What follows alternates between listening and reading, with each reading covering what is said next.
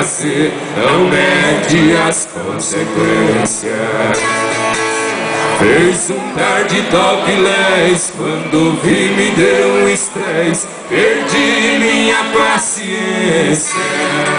Por me faltar o respeito na mulher, eu dei um jeito corretivo do meu modo. O quarto deixei trancada, 15 dias aprisionado, e com ela não me incomodo. Pra que não? Posso até não ser simpático, comigo não tem desculpa, minha criação é chucra, a verdade ninguém fuga, sou bruto, rústico e sistemático.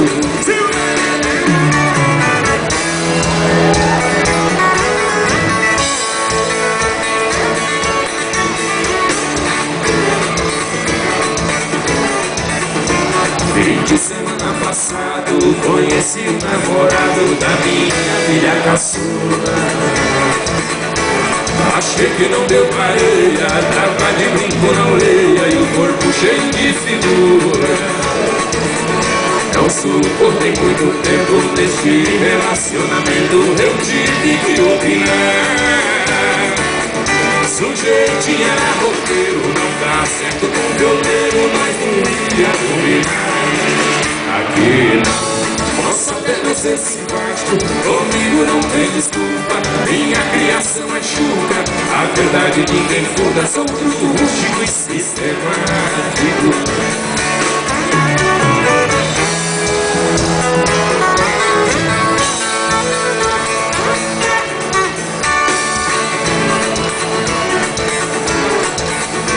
Sistema que foi criado, depois eu me abraçado, pra mim era confusão. Mulher com mulher beijando, dois homens se acariciando, meu Deus, que decepção. Mas neste mundo moderno não tem errado e nem certo, achar ruim é preconceito.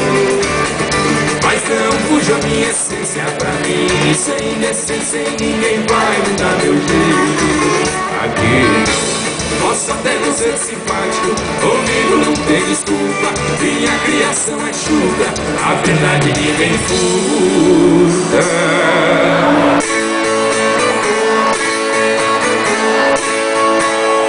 Sou bruto, rústico e sistemático.